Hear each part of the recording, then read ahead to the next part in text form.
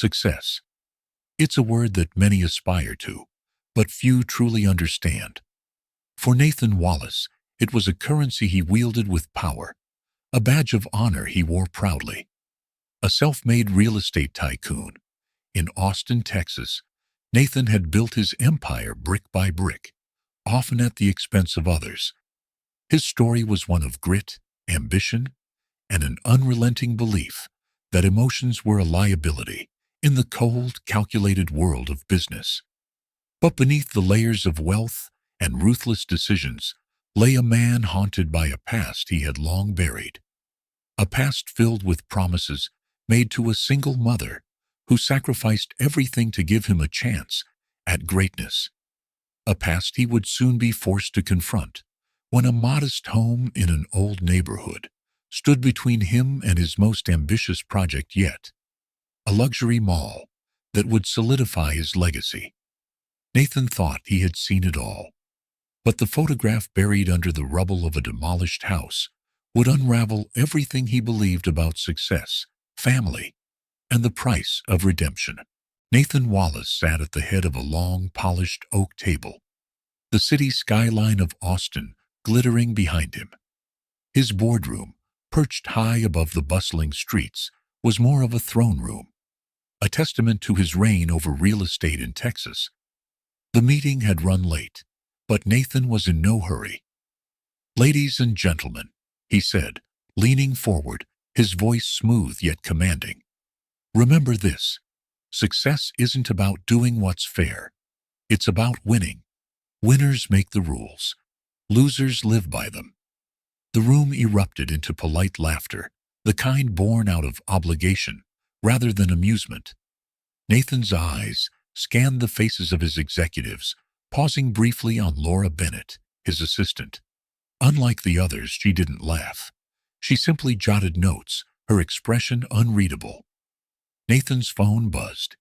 He glanced at the screen and smiled. "Gentlemen, we've got it. The permits are in. Let's move forward with the Eastside Luxury Plaza." The announcement was met with applause. The Eastside project was his most ambitious yet, a sprawling luxury mall designed to cater to the city's elite. But there was one obstacle. Nestled between two prime plots of land was a single-story house with peeling paint and a garden overrun by weeds. It was a relic of a bygone era, owned by an elderly man named Henry Dawson. Nathan's black SUV rolled to a stop outside the property later that evening. He stepped out, adjusting the cufflinks on his tailored suit. The house looked even smaller in person, its modest charm overshadowed by the towering skyscrapers in the distance. Henry Dawson, a wiry man in his 70s, opened the door. His face was weathered but kind, his posture straight despite his age. "Mr. Wallace," Henry greeted, his tone polite but firm. "I'm guessing this isn't a social visit." Nathan offered a tight smile. "Mr. Dawson, I'll get straight to the point. Your property is sitting on the last piece of land I need for my project. I'm prepared to offer you a generous sum to relocate." Henry shook his head. "This isn't just land to me, Mr. Wallace. This house holds my memories, my life, with my late wife, Martha. I'm sorry, but I'm not selling." Nathan's expression hardened. "With all due respect, Mr. Dawson, memories don't pay property taxes. I suggest you reconsider before this becomes complicated." Henry's eyes flashed with defiance. "I won't be bullied, Mr. Wallace." Nathan's smile vanished. He turned on his heel and walked back to his car. "You'll hear from my lawyers," he called over his shoulder. Back in his office, Nathan stared at a map of the neighborhood. Henry's house was a glaring blemish on what would otherwise be a flawless design. "Laura," he said, not looking up. "Yes, Mr. Wallace," she replied, stepping into the room. "Draft the papers. Make it clear to Mr. Dawson that this isn't negotiable." Laura hesitated. Sir, perhaps there's another way. He's an old man." Nathan cut her off. Sentimentality has no place in business, Laura. Just handle it." As Laura left, Nathan leaned back in his chair, his gaze fixed on the skyline. To him, this was just another deal, another victory waiting to be claimed. Little did he know, the battle for Henry Dawson's house would be unlike any he had fought before. The morning sun bathed the modest home of Henry Dawson in a warm glow, highlighting the worn shutters and the ivy creeping up the brick walls. Inside, Henry sat at his kitchen table, the remnants of his simple breakfast, a half-eaten slice of toast, and a mug of lukewarm coffee, before him.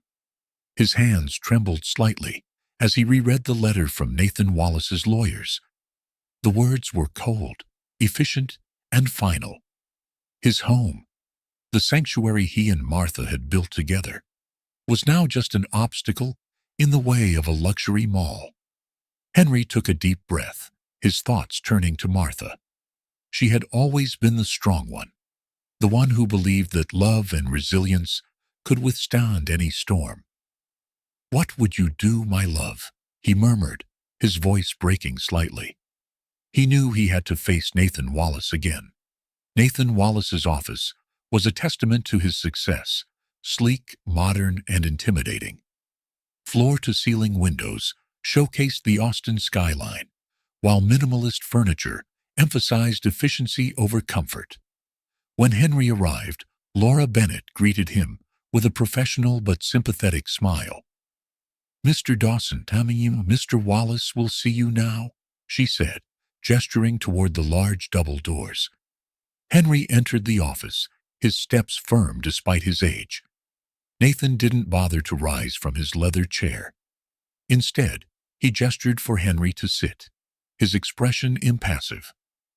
"I assume you're here to accept my offer," Nathan said, his voice devoid of emotion.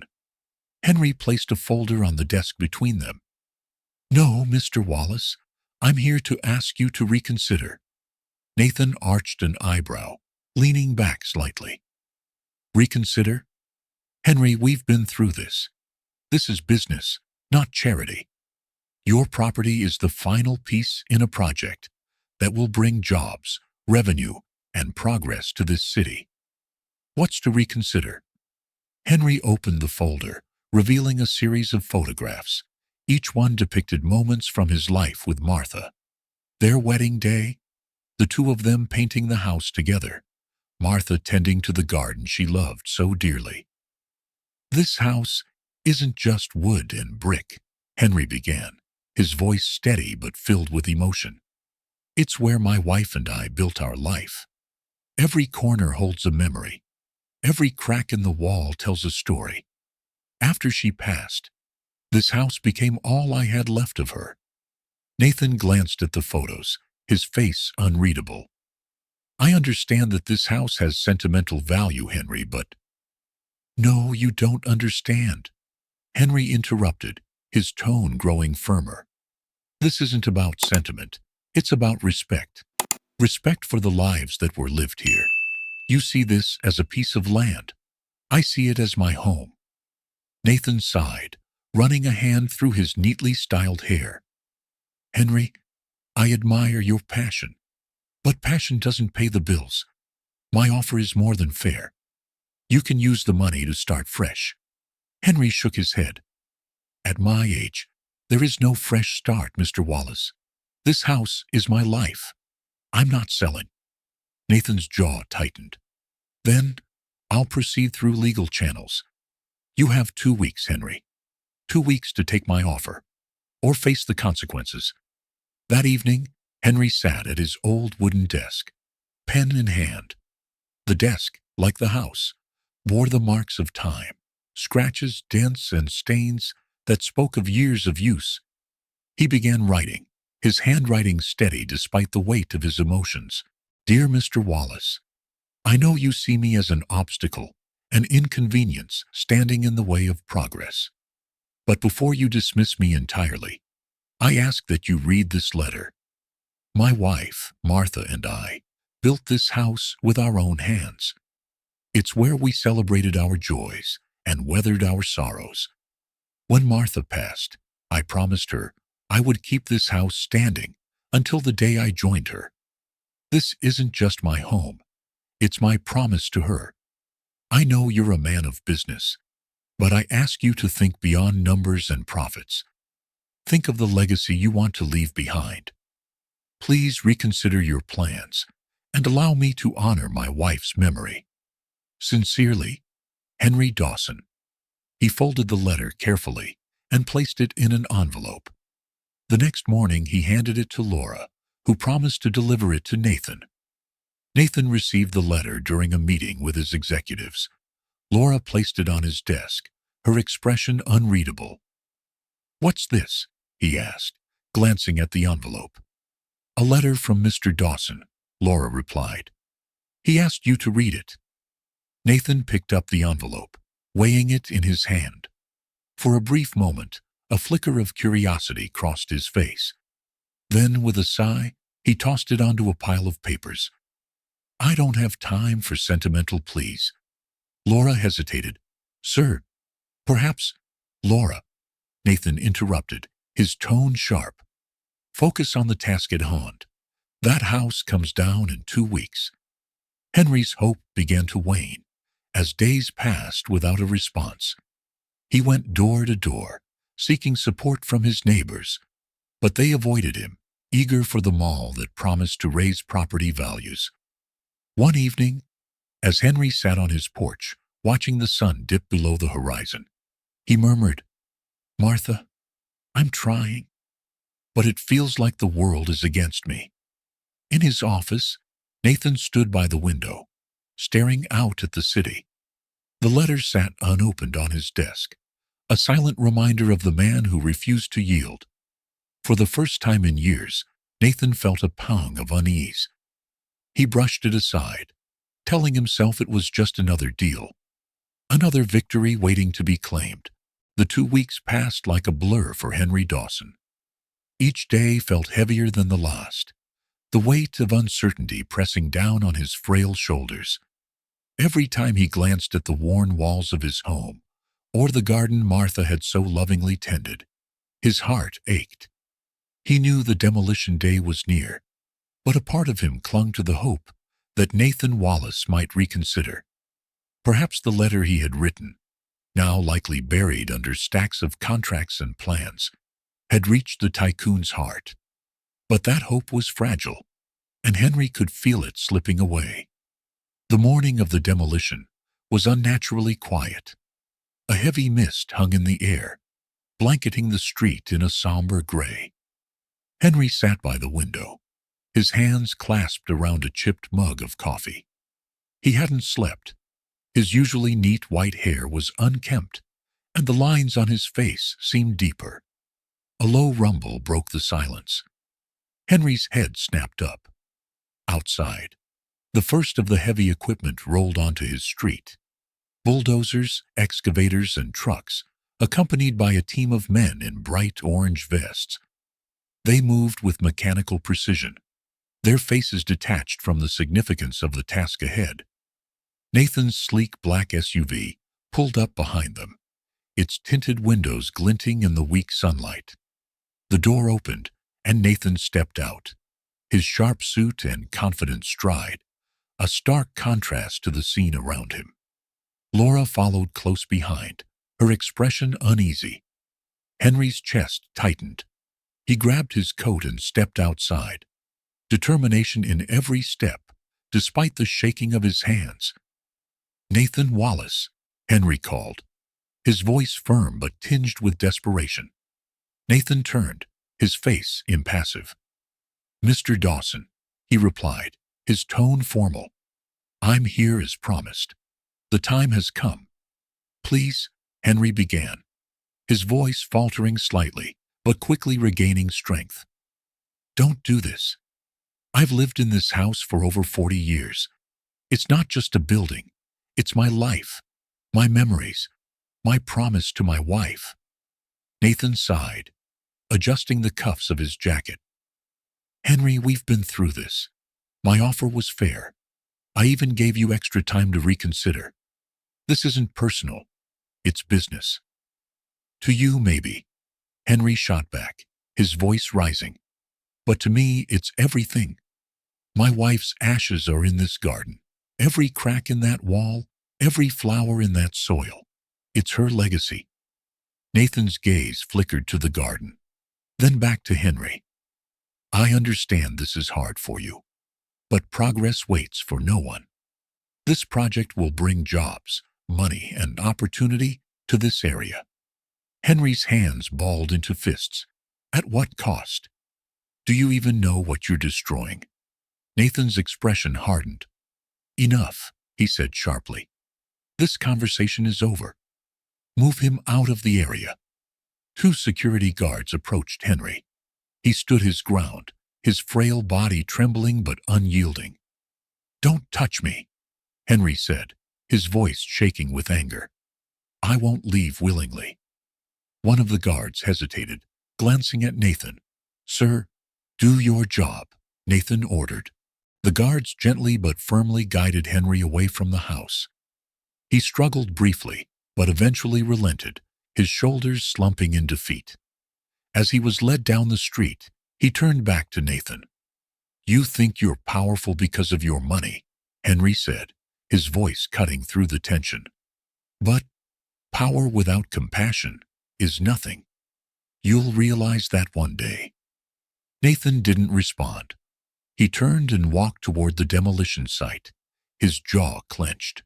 The foreman of the demolition crew approached Nathan with a clipboard. We're ready to begin, Mr. Wallace. Nathan nodded.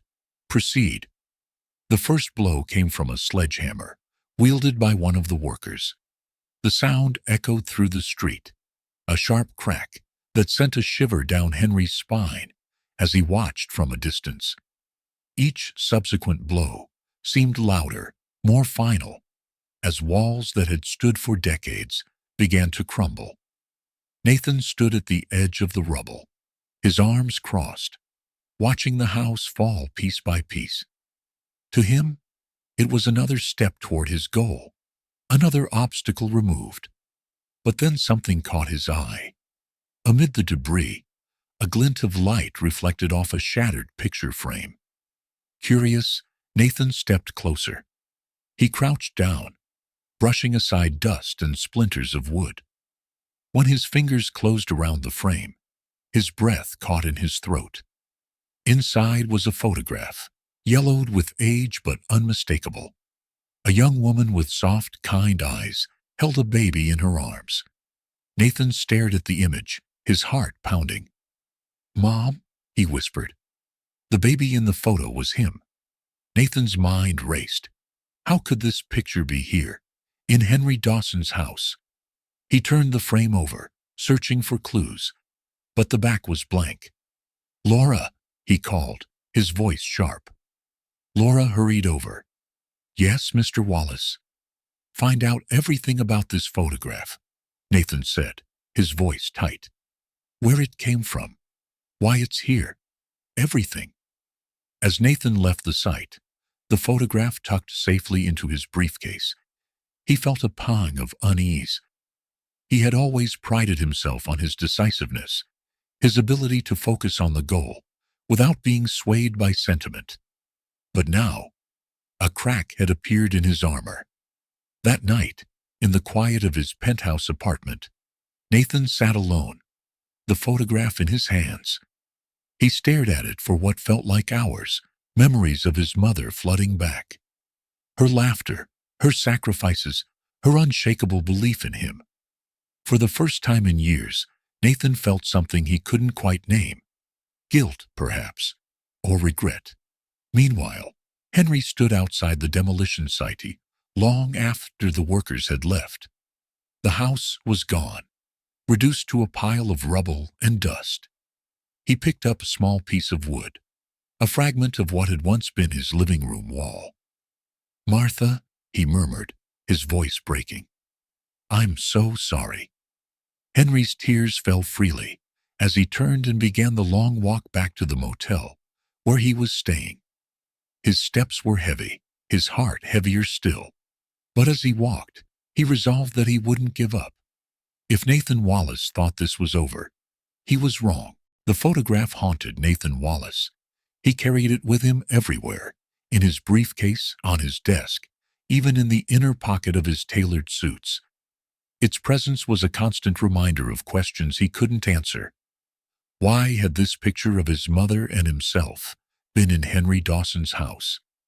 What connection did the old man have to his past? Nathan hated unanswered questions, especially those that made him feel vulnerable. Vulnerability was a weakness, and Nathan Wallace didn't do weakness. Yet for the first time in years, he couldn't shake the nagging feeling that there was more to this story than he wanted to admit. Nathan sat alone in his sprawling penthouse, high above Austin's cityscape. The morning light streamed through the floor-to-ceiling windows, illuminating the sleek, modern furniture. On the coffee table before him lay the photograph, framed by a halo of sunlight. He stared at it, his fingers tracing the edges of the worn frame. "Mom," he murmured. Her face, so soft and full of love, seemed to gaze back at him from the picture. The baby in her arms, him, was wide-eyed and innocent, a stark contrast to the man he had become.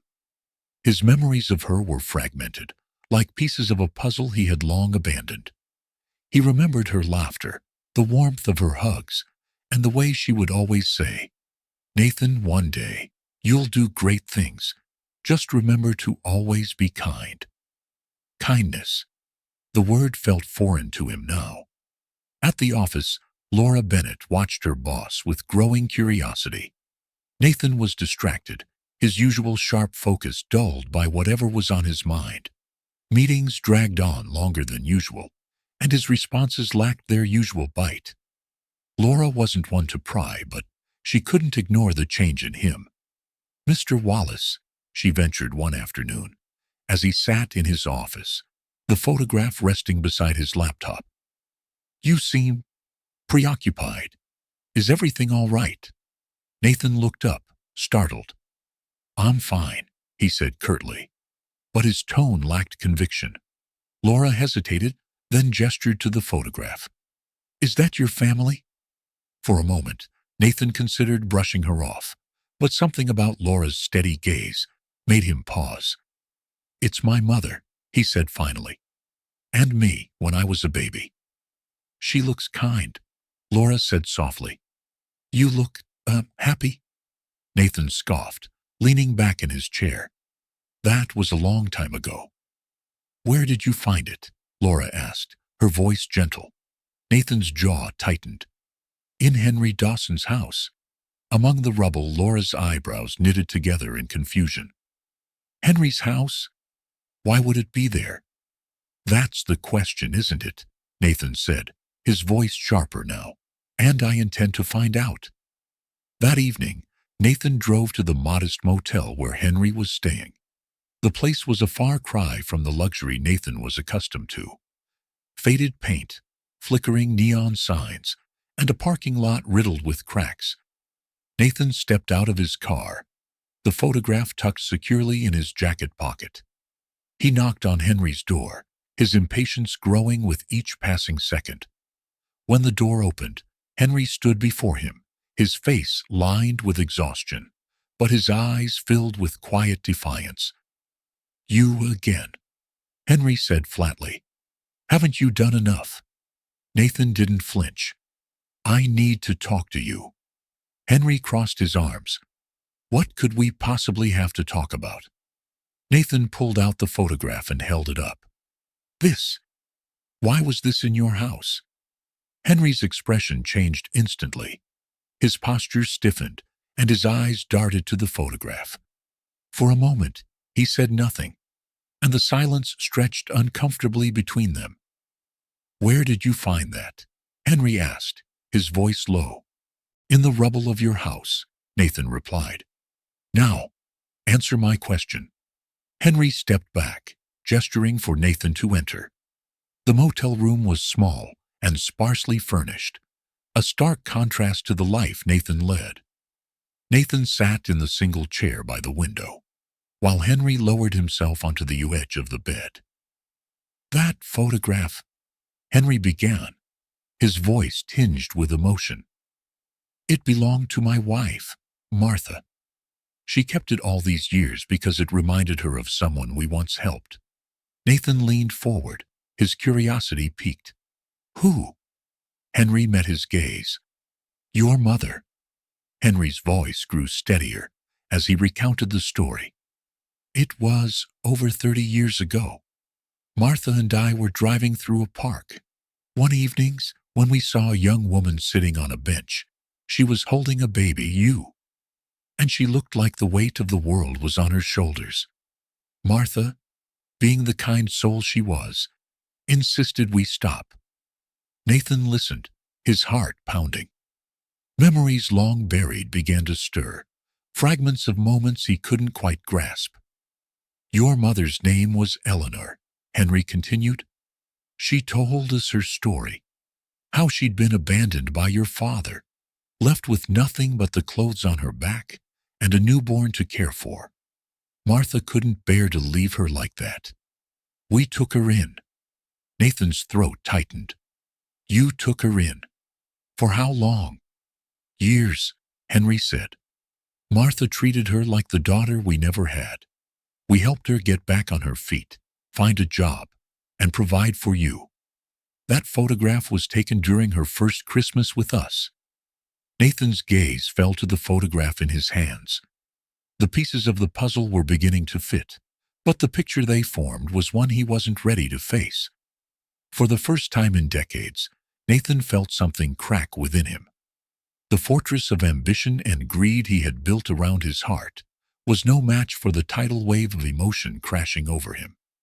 He thought of his mother's laughter, her resilience, her unwavering love for him, and he thought of how he had trampled over the life of the man who had helped her when she needed it most.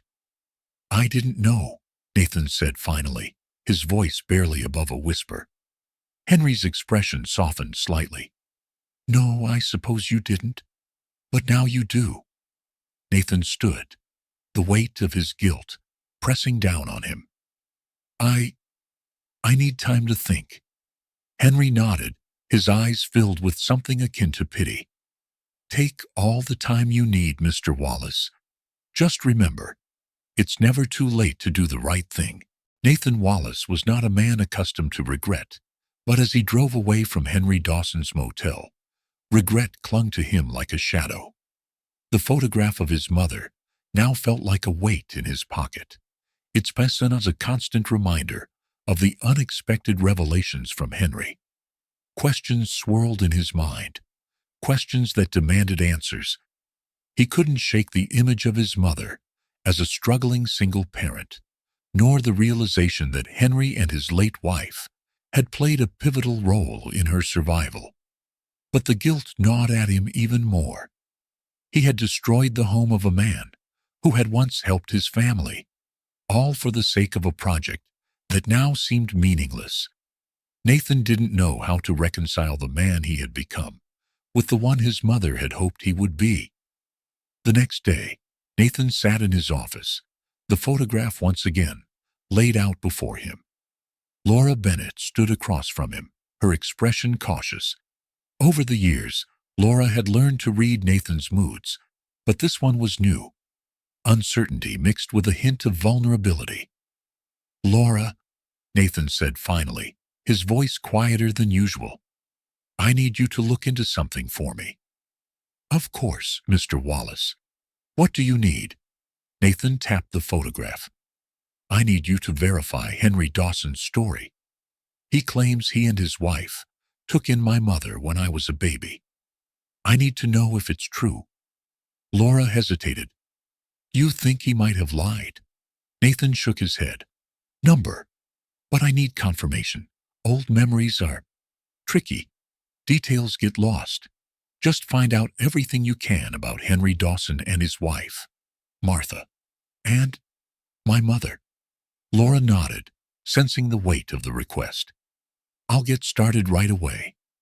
Later that evening, Nathan found himself back at the motel, standing once again in front of Henry's door. The older man opened it with a resigned expression, as if he had been expecting Nathan to return. You're persistent. I'll give you that, Henry said, stepping aside to let him in. Nathan wasted no time. Why didn't my mother ever tell me about you? About what you and your wife did for her? Henry sighed, lowering himself onto the edge of the bed. Eleanor was proud, Nathan. She didn't like to dwell on the past or the help she received. She wanted you to see her as strong, capable. And she was. But we both know life wasn't easy for her. Nathan leaned against the wall, arms crossed. You could have told me sooner. And said what? Henry countered, his voice rising slightly. That the man who demolished my home is the same boy we helped raise. That the tycoon tearing apart this neighborhood is the son of a woman who once clung to us for support. You wouldn't have listened, Nathan. You're too proud, just like she was. Nathan flinched at the words, but didn't deny them. You're right.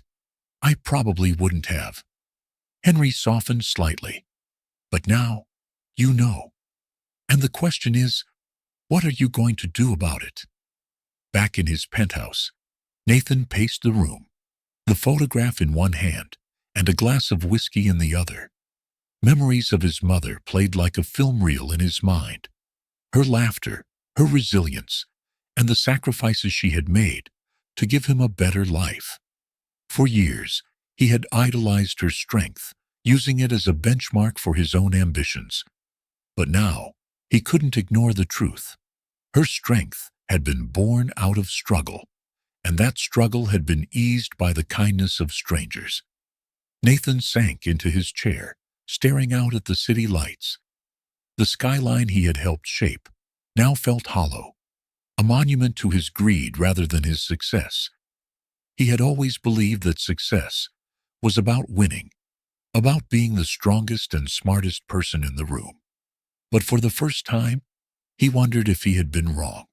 2 days later, Nathan found himself attending a community meeting in the neighborhood, slated for demolition.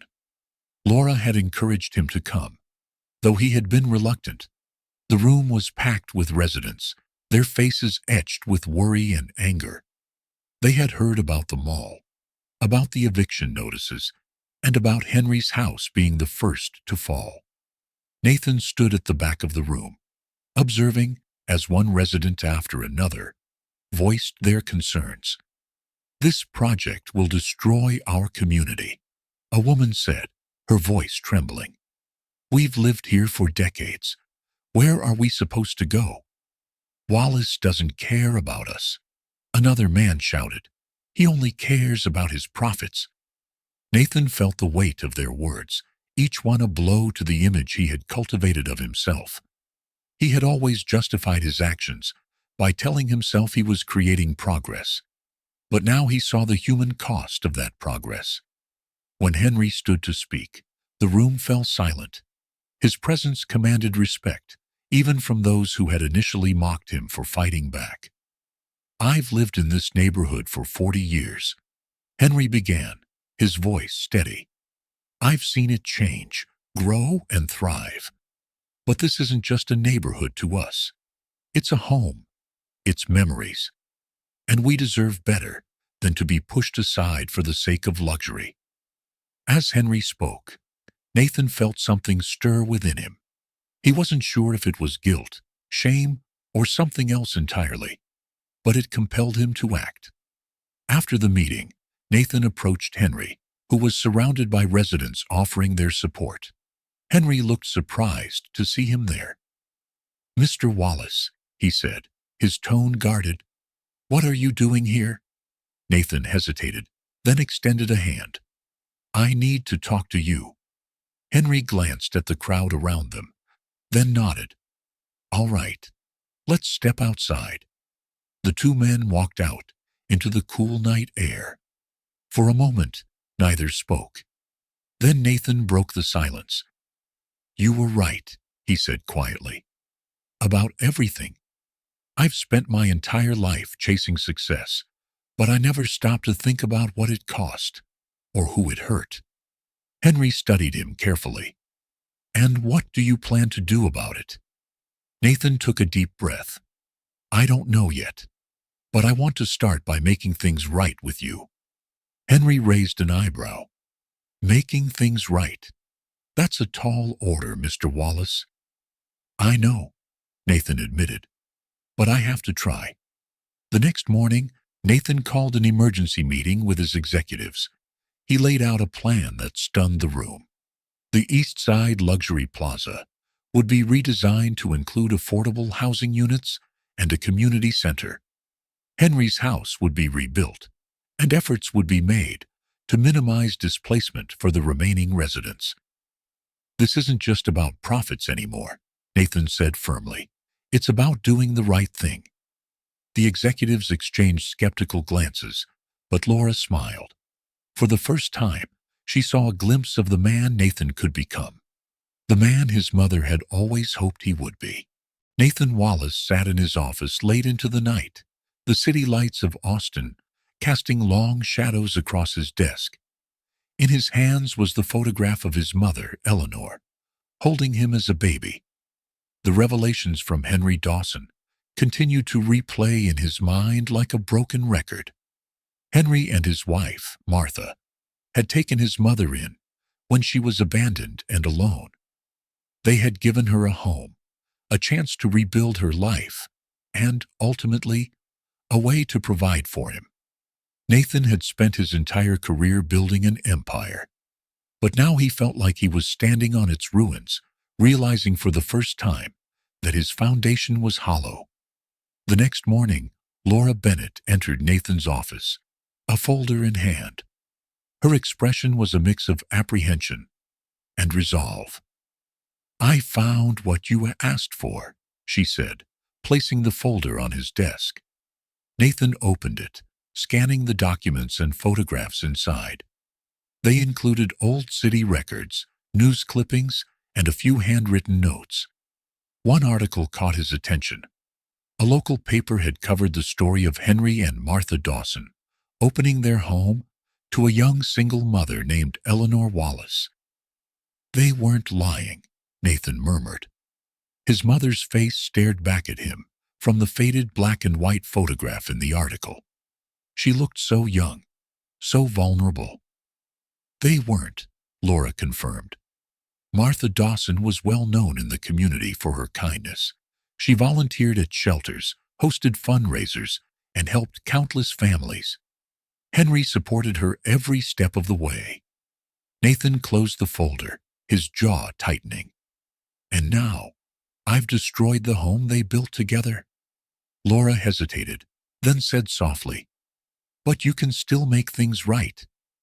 Nathan decided he needed to see the remains of Henry's house again.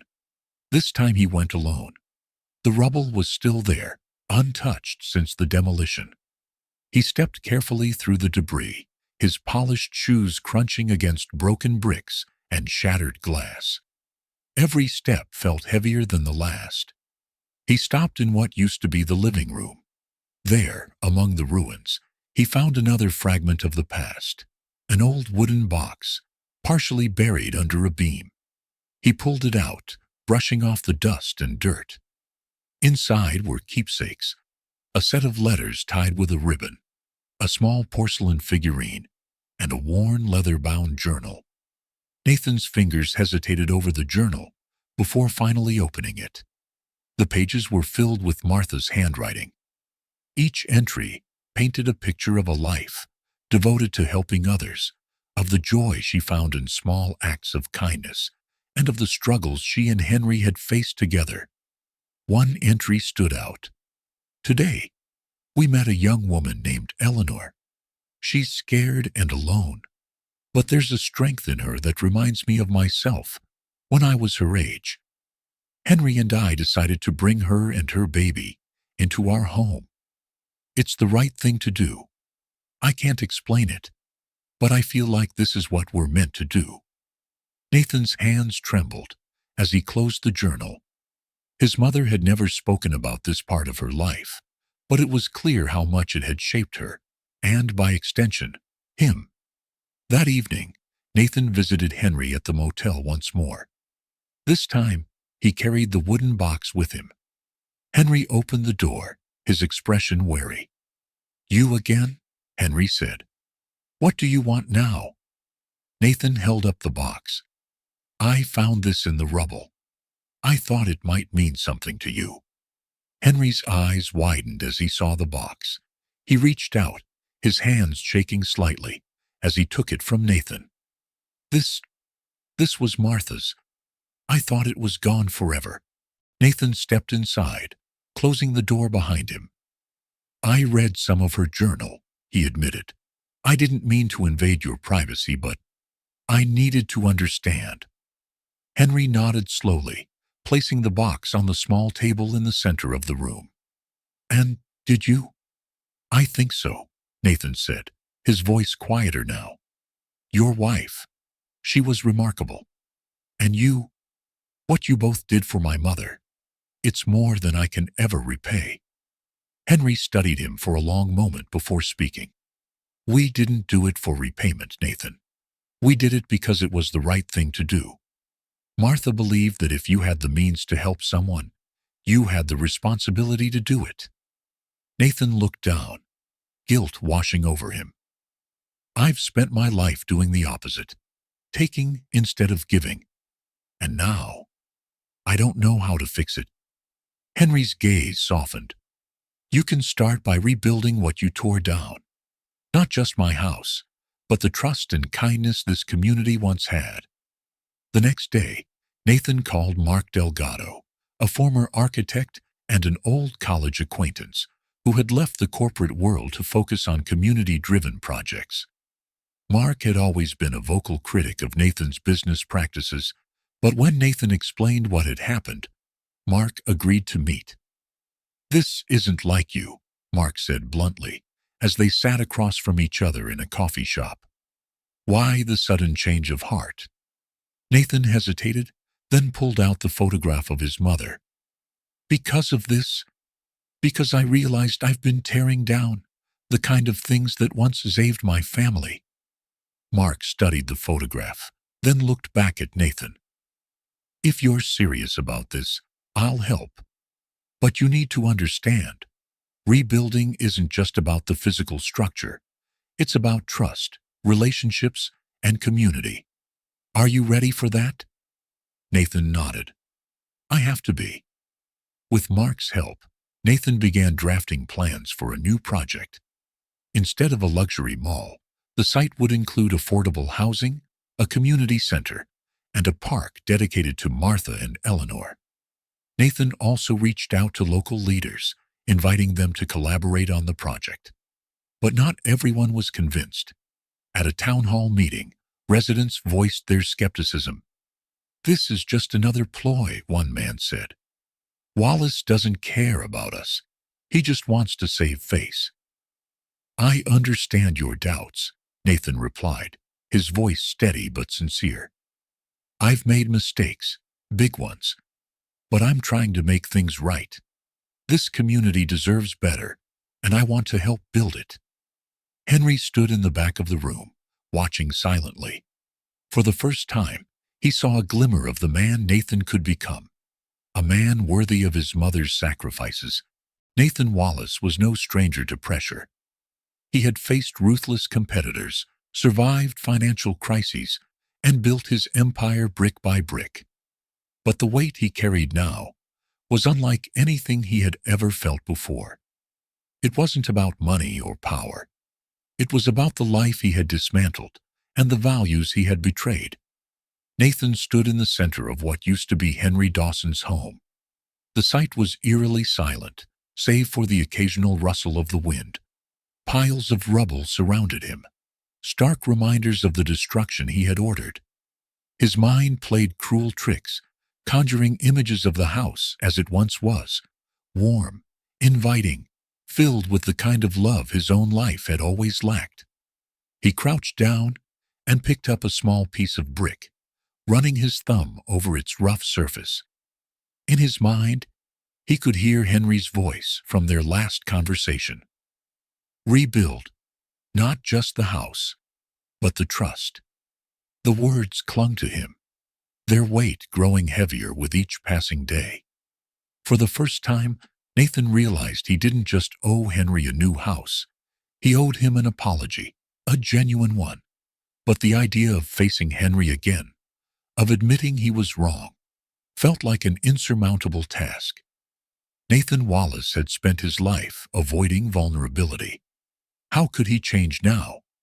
That night, Nathan sat alone in his penthouse, nursing a glass of whiskey.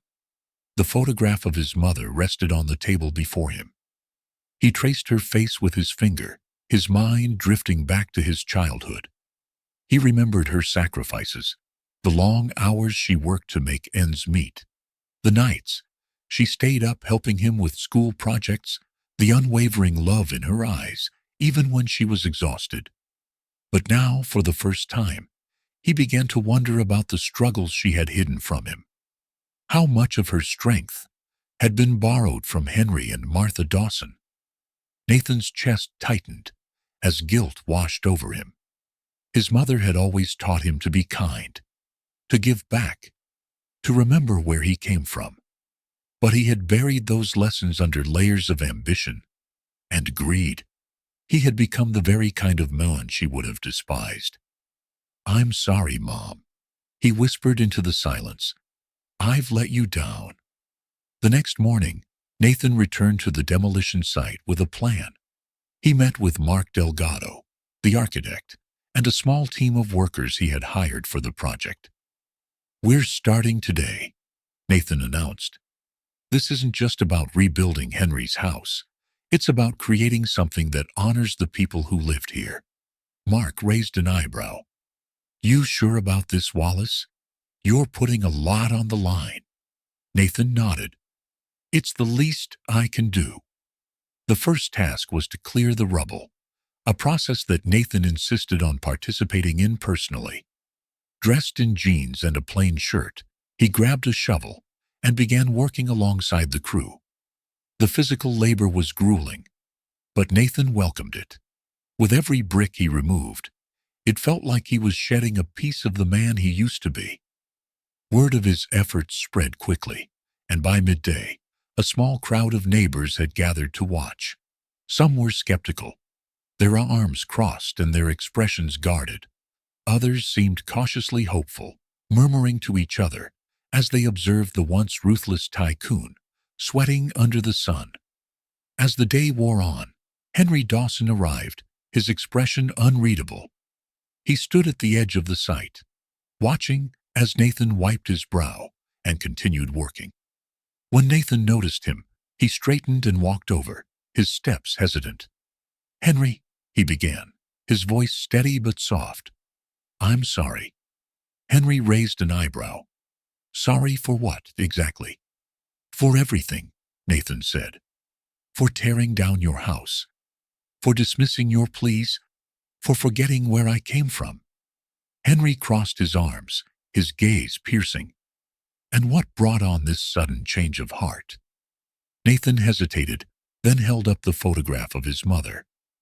"This. I found this in your house. And it made me realize, you and Martha saved my mother's life. You gave her a chance when no one else would. I didn't just destroy your house. I destroyed the legacy of what you built for her." For a moment, Henry said nothing. Then, with a sigh, he uncrossed his arms. "Actions speak louder than words, Wallace. Let's see if you mean it." Over the next few weeks, Nathan threw himself into the project. He worked closely with Mark to design a house that was not just a replica of the old one, but an improvement, larger, more functional, and built with the future in mind. The new design included a community space that could be used for gatherings, workshops, and even as a shelter in times of need. Nathan also began reaching out to other residents in the neighborhood, offering to help with repairs and improvements to their homes. Some accepted his help reluctantly, while others remained wary of his intentions. But Nathan didn't let their skepticism deter him. He knew rebuilding trust would take time. One evening, as Nathan and Mark reviewed blueprints at the site, Laura arrived with news. "I found an old file on your mother," she said, handing Nathan a folder. Inside were records of her time with Henry and Martha, letters, receipts, and even a few photographs that Nathan had never seen before. One letter, written by his mother to Martha, caught his eye. "Dear Martha, thank you for everything you've done for me and Nathan. I don't know how I'll ever repay you. You've given us more than a roof over our heads. You've given us hope. I'll carry your kindness with me for the rest of my life." Nathan's throat tightened as he read the words. His mother's gratitude was palpable, and it only deepened his guilt for how he had treated Henry. That weekend, Nathan visited Henry at the motel. This time, he came not as a businessman, but as a man seeking forgiveness. He brought the letter from his mother, along with the restored wooden boxes he had found in the rubble. "I think this belongs to you," Nathan said, placing the box on the table. "And this letter, I thought you should see it."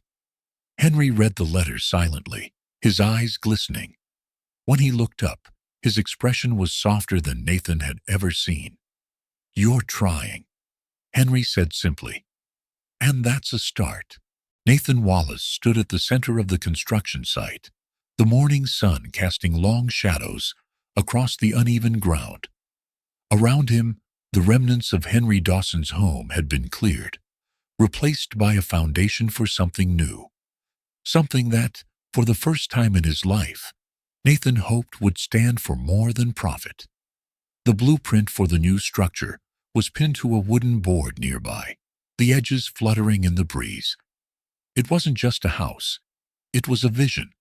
The new design included a rebuilt home for Henry, but also a community space, an open area for gatherings, workshops, and events.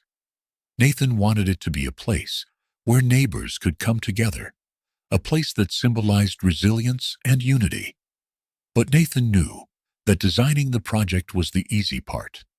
The real challenge would be convincing the community that his intentions were genuine.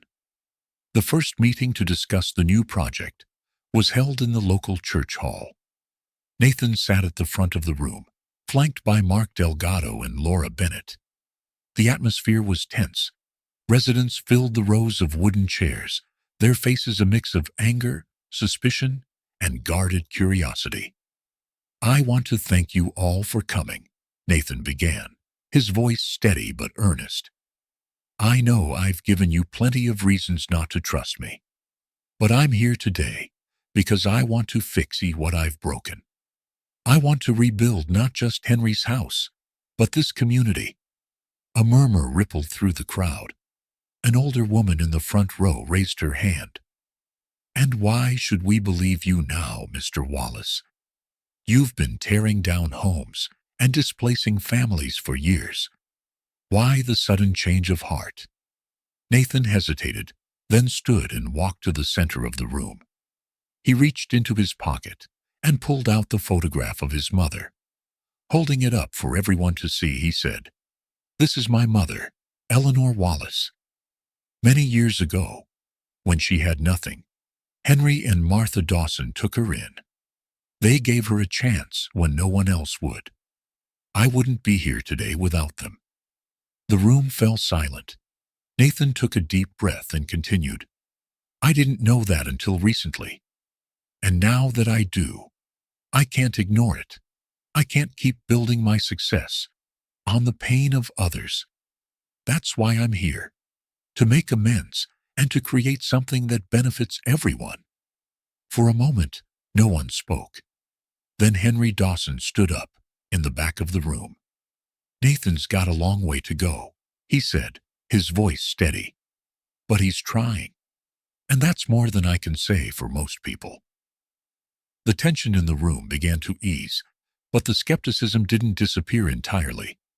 Over the next few weeks, the construction site became a hive of activity. Nathan was there every day, working alongside the crew.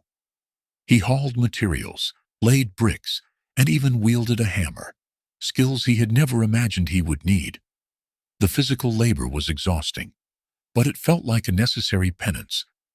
Mark Delgado often watched with a mixture of amusement and admiration. "You're really committing to this, aren't you?" he said one afternoon as they worked side by side. "I have to," Nathan replied, wiping sweat from his brow. "It's not just about building a house. It's about proving to myself and to this community that I can do better." Mark nodded. "Well, you've got my respect. But remember, a building is just walls and a roof. What really matters is what happens inside." Nathan considered those words as he watched a group of kids playing in the dirt nearby. He realized that Mark was right. If this project was going to mean anything, it had to become more than just a structure. It had to become a symbol. To involve the residents in the project, Nathan and Mark organized a series of community workshops. They invited neighbors to contribute their ideas for the new space. Some suggested a library corner for children. Others proposed a garden where families could grow fresh produce, and a few even offered to volunteer their own skills to help with construction. One of the most vocal participants was a teenager named Jamal, whose family had been struggling to keep their home in the face of rising property taxes. "If you're serious about this," Jamal said, "you should make sure the community center offers job training. People around here need skills, not just handouts." Nathan nodded, impressed by the boy's determination. "You're right, Jamal. And I'd like you to help us design that part of the center. What do you say?" Jamal's eyes widened in surprise, but then he smiled. "Yeah, I'll do it." The workshops became a turning point. Slowly but surely, the community began to see Nathan in a new light. He wasn't just the man who had torn down homes. He was becoming the man who wanted to rebuild them. Late one evening, after the workers had gone home, Nathan sat alone on the edge of the construction site. The skeletal frame of the new building rose behind him, illuminated by the soft glow of floodlights. He pulled out his mother's photograph and stared at it, his mind racing. "Am I doing enough, Mom?" he whispered. "Would you be proud of me now?" Henry's voice broke the silence. "You'll never know if you're doing enough. But the fact that you're asking means you're on the right path." Nathan turned to see the older man approaching, his steps slow but steady. Henry sat down beside him, his gaze fixed on the building. "You've surprised me, Wallace," Henry said. "I didn't think you had it in you." Nathan chuckled softly. "Neither did I." They sat in companionable silence for a while, before Henry spoke again. "Martha used to say that when you build something with love, it lasts. Make sure that's what you're doing here." "I will," Nathan promised. As the project neared completion, the sense of excitement in the neighborhood grew. Families who had once been divided by fear and anger now came together to help. They painted walls, planted flowers, and shared meals on the site. The community center was no longer just Nathan's project. It was theirs. On the day the building was finished, Nathan stood before the crowd that had gathered to celebrate. He felt a lump rise in his throat as he looked at the people who had once doubted him, now smiling and cheering. "This isn't just a building," Nathan said, his voice carrying over the crowd. "It's a promise that we can rebuild, that we can come together, and that we can create something better." The crowd erupted into applause, and for the first time in years, Nathan felt a sense of fulfillment that no amount of money or power had ever given him. The ribbon-cutting ceremony for the new community center was meant to be a celebration, but Nathan Wallace could feel the undercurrent of tension in the crowd. Despite the applause and smiles, not everyone was convinced. Skepticism lingered like a shadow over his efforts, and Nathan knew his reputation as a ruthless businessman was not so easily forgotten. As the crowd began to disperse, Nathan approached Henry Dawson, who stood with his arms crossed, a faint smile playing on his lips. "Well, Wallace, You've managed to surprise most of them, Henry said, nodding toward the departing residents. But don't think for a second that everyone's on your side. Nathan sighed, running a hand through his hair. I know, and I don't blame them. You shouldn't, Henry replied. Trust takes time, and for some of these folks, you've got decades of bad blood to make up for. Nearby, Laura Bennett approached with Mark Delgado. Laura's expression was guarded, while Mark carried the blueprints for the next phase of the project, a series of affordable housing units designed to replace the ones Nathan had previously bought out. Ready for the next battle? Mark asked, his tone half joking. Nathan forced a smile. Always. The next challenge came sooner than Nathan anticipated. A week after the ribbon cutting, an op-ed appeared in the local newspaper. Written by Richard Brooks, a longtime activist and critic of Nathan's business practices, the piece accused Nathan of using the community center as a publicity stunt to cover up years of exploitation. Wallace doesn't care about this community, Brooks wrote. He's only doing this to save face and protect his empire. Don't be fooled. The article spread quickly, fueling the doubts of those who were already skeptical. Town hall meetings became heated, with some residents openly questioning Nathan's motives. He's just trying to buy our forgiveness, one man shouted during a meeting. How do we know he won't turn around and sell us out again? Nathan stood at the front of the room, his hands gripping the edge of the podium.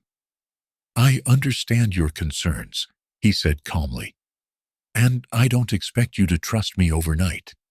But this isn't about me. It's about building something better for all of us.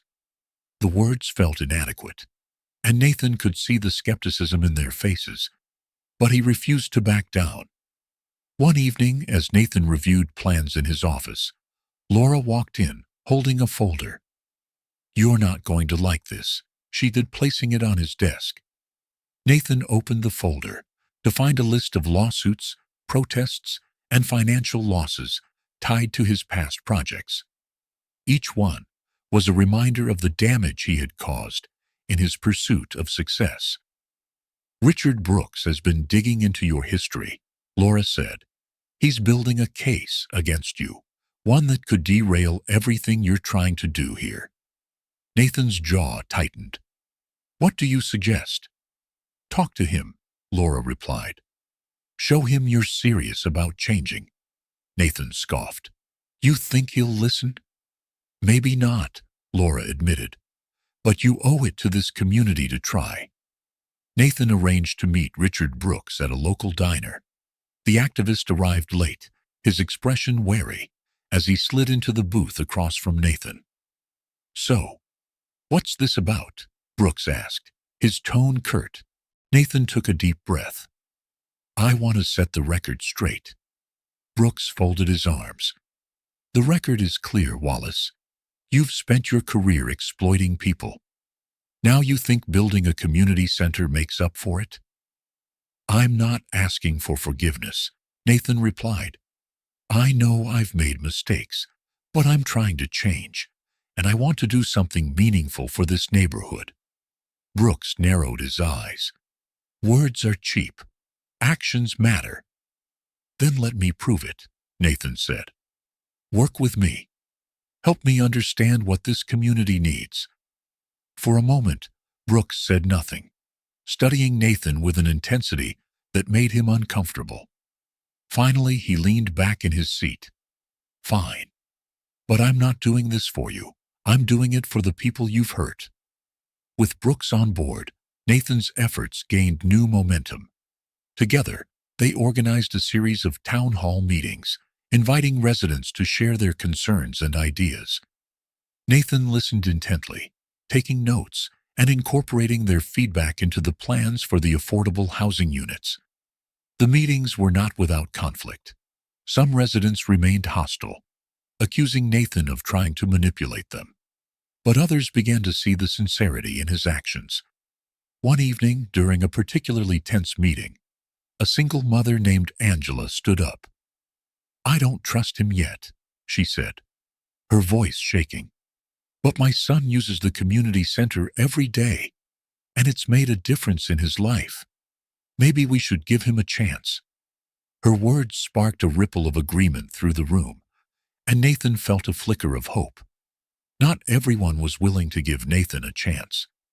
As construction on the affordable housing units began, the site was vandalized, graffiti scrawled across the walls, and equipment damaged. The message was clear. Not everyone believed in Nathan's redemption. Nathan stood at the site the next morning, his jaw clenched as he surveyed the damage. Mark Delgado approached, shaking his head. Someone's trying to send a message. Let them, Nathan said. We're not stopping. But the sabotage continued. Delays, protests, and rumors designed to undermine the project. Nathan realized that changing the narrative about himself would require more than just words and buildings. It would require perseverance. One day, as Nathan walked through the nearly completed community center, he found Henry Dawson sitting in the library corner, reading to a group of children. The sight stopped him in his tracks. For the first time, he saw the space as more than a project. It was a living, breathing part of the community. Henry looked up and waved him over. "You've done good here, Wallace," he said. "Don't let anyone tell you otherwise." Nathan smiled, a rare moment of genuine pride warming his chest. "Thanks, Henry. That means a lot." Nathan Wallace stood at the edge of the construction site, the buzz of drills and the rhythmic pounding of hammers filling the air. The affordable housing units were beginning to take shape, their skeletal frames rising against the Austin skyline. Each beam, each nail, felt like a step toward redemption. But Nathan knew that his journey was far from over. Despite the progress, the community's trust remained fractured. The scars of his past actions were still fresh for many residents, and every meeting, every interaction, was a test of his sincerity. Nathan made it a point to be present at the site every day. He worked alongside the construction crew, learning their names and sharing meals with them during breaks. At first, the workers were skeptical, unsure if this was another PR move. But as the weeks passed, they began to see a different side of him, a man who was willing to get his hands dirty, who genuinely cared about the project's success. One afternoon, as Nathan helped unload a truck filled with lumber, Mark Delgado approached with a clipboard. "We've got a problem," Mark said, his tone serious. "What is it?" Nathan asked, wiping sweat from his brow. "The budget's tight," Mark replied. "We underestimated the cost of materials, and if we don't find more funding, we'll have to cut corners." Nathan frowned, his mind racing. "No," he said firmly. "We're not cutting corners. I'll find the money." Mark raised an eyebrow. "And how do you plan to do that?" Nathan didn't answer. Instead, he pulled out his phone and made a call. That evening, Nathan sat in a conference room, facing a group of potential investors. They were old acquaintances, men and women, who had once admired his ruthless efficiency. But now, he needed them to believe in something entirely different. "This isn't a business pitch," Nathan began, his voice steady. "It's a call for change. I've spent years chasing profits at the expense of people. I've made mistakes, mistakes I can't undo. But I'm trying to make things right. This project isn't about me. It's about giving back to a community I've wronged." The investors exchanged skeptical glances, but one man leaned forward. "Why should we trust you, Nathan? What's to stop you from walking away when things get tough?" Nathan met his gaze. "Because I've already lost too much by walking away from what matters. This is my chance to do something meaningful. And if I fail, it won't just be my failure. It'll be all of ours." The room fell silent. Then slowly, one investor after another nodded in agreement. With the funding secured, construction continued without delay. But Nathan knew that building trust required more than just buildings. It required relationships. He began hosting weekly community dinners at the construction site, inviting residents to share their stories and voice their concerns. The first dinner was sparsely attended, with only a handful of people showing up. But over time, the numbers grew, and the atmosphere shifted from tense to hopeful. At one dinner, a young mother named Angela stood up. "I was skeptical at first," she admitted, her voice trembling. "But seeing this come together, it gives me hope. My son talks about the new community center every day. He says it's the only place where he feels safe." Nathan felt a lump rise in his throat. "Thank you for sharing that, Angela," he said. "That's why we're doing this. For families like yours." Not everyone was supportive of Nathan's efforts. The vandalism at the construction site continued, with graffiti scrawled across walls and equipment damaged in the night. The messages were clear. Wallace can't be trusted. Nathan refused to let the sabotage derail the project. He hired additional security and even stayed overnight at the site on several occasions.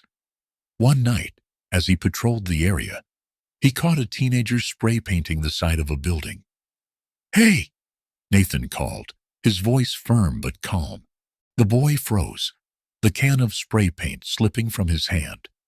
He couldn't have been more than 16, his face a mixture of fear and defiance. "Why are you doing this?" Nathan asked, keeping his distance.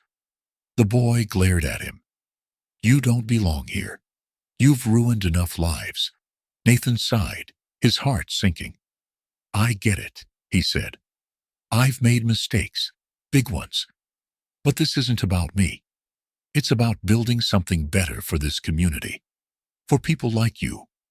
The boy hesitated, then muttered, "My brother lost his job because of you. He's been struggling ever since." Nathan nodded, the weight of his past decisions pressing down on him. "I can't change what I've done," he said. "But I'm trying to make amends. If you'll let me, I'd like to help your brother." The boy didn't respond. But the next morning, the vandalism stopped. As the affordable housing units neared completion, Nathan and his team began planning the opening ceremony. The event was set to include a ribbon cutting, speeches, and a tour of the new homes. Nathan insisted that the ceremony be about the community, not him. On the day of the event, residents gathered in front of the newly built homes, their faces filled with a mix of excitement and disbelief. Henry Dawson stood at the front of the crowd, his arms crossed but his expression soft. Nathan stepped up to the microphone, his heart pounding. "This isn't about me," he began. "It's about all of you. It's about creating a space where families can thrive, where neighbors can support one another, and where everyone has a chance to succeed." He paused, scanning the crowd. "I know I've made mistakes, and I know I have a long way to go to earn your trust. But I'm here to stay, and I'm committed to making this community stronger, one step at a time." The crowd erupted into applause. For the first time, Nathan felt a sense of belonging, a connection to something greater than himself. After the ceremony, Nathan walked through the new homes, taking in the vibrant colors and thoughtful designs. Each unit was furnished and ready for families to move in. In one of the kitchens, he found Henry, inspecting the cabinets. "Well, Wallace," Henry said, turning to face him, "you've done it. You've built something worth remembering." Nathan smiled. "I couldn't have done it without you." Henry nodded, then held out a hand. Nathan hesitated for a moment before shaking it. The gesture felt like the beginning of a new chapter, not just for Nathan, but for the entire community. The community center was thriving, and the first families had moved into the newly built affordable housing units. Nathan Wallace walked through the neighborhood, nodding to residents as he passed. For the first time in years, He felt a sense of accomplishment that had nothing to do with profit margins or quarterly reports. But as he took in the progress, he couldn't ignore the nagging feeling that his work was far from over. One afternoon, Laura Bennett entered Nathan's office with a stack of documents. Her expression was grave. "What's this?" Nathan asked, gesturing for her to sit. Laura placed the papers on his desk. "I've been digging into the lending practices that impacted this neighborhood. Henry's case isn't unique. Predatory loans and skyrocketing property taxes have been forcing families out of their homes for years." Nathan flipped through the documents, his brow furrowing. "This isn't just one company," he said. "It's an entire system designed to exploit people." Laura nodded. "And a lot of the lenders are tied to developers who benefit from clearing these neighborhoods for high-end projects." Nathan leaned back in his chair, the weight of her words sinking in. "Including me." "Yes," Laura said quietly. "But you're not that man anymore. You have a chance to make a difference." Nathan knew he couldn't tackle this issue alone. He reached out to Richard Brooks, the activist who had once been his fiercest critic. They met at the community center, where Richard was leading a workshop on tenant rights. "I'm surprised you called," Richard said, as they sat down in a quiet corner of the center. "I need your help," Nathan admitted. "Laura uncovered something bigger than just this neighborhood. These predatory practices are systemic, and I want to fight them." Richard raised an eyebrow. "And why should I trust you?" Nathan sighed. "You don't have to. But I've seen what this system does to people. It's not just about me making amends anymore. It's about stopping this from happening to anyone else." Richard studied him for a moment, then nodded. "All right. But if we're doing this, we're doing it my way." "Deal," Nathan said. Under Richard's guidance, Nathan began assembling a coalition of activists, lawyers, and community leaders. They held meetings at the community center, inviting residents to share their stories. Each account painted a grim picture of systemic exploitation. Families losing their homes, retirees forced into bankruptcy, and communities torn apart. Jamal, the teenager who had once vandalized the construction site, stepped up as a leader in the coalition. His passion and eloquence inspired others, and Nathan found himself learning from the young man's resilience and determination. "This isn't just about fighting back," Jamal said during one meeting. "It's about building something better, something that works for everyone." Nathan couldn't have agreed more. As the coalition gained traction, opposition mounted. Developers and lenders began to push back, using their influence to discredit the movement. Negative articles appeared in the media, accusing Nathan of hypocrisy and painting the coalition as a threat to economic progress. One evening, as Nathan reviewed strategy plans with Laura and Richard, his phone buzzed with a text from Mark Delgado. "We've got a problem. Meet me at the site." Nathan arrived to find the community center vandalized. The words "traitor" and "stay out" were spray-painted across the walls. Residents gathered outside, their expressions a mix of anger and fear. "This is their way of trying to scare us," Richard said. "We can't let them win." Nathan nodded, his jaw tightening. "We won't. Tomorrow we repaint the walls. Together." The next day, Nathan and the coalition organized a community event to repaint the center. Dozens of residents showed up, brushes and rollers in hand. Families worked side by side, covering the hateful graffiti with bright, vibrant colors. The act of unity sent a powerful message. The community wouldn't be intimidated. As Nathan painted alongside Henry, the older man chuckled. "Not bad for a guy who used to tear places like this down." Nathan smiled. "Not bad for a guy who used to think paint wasn't his problem."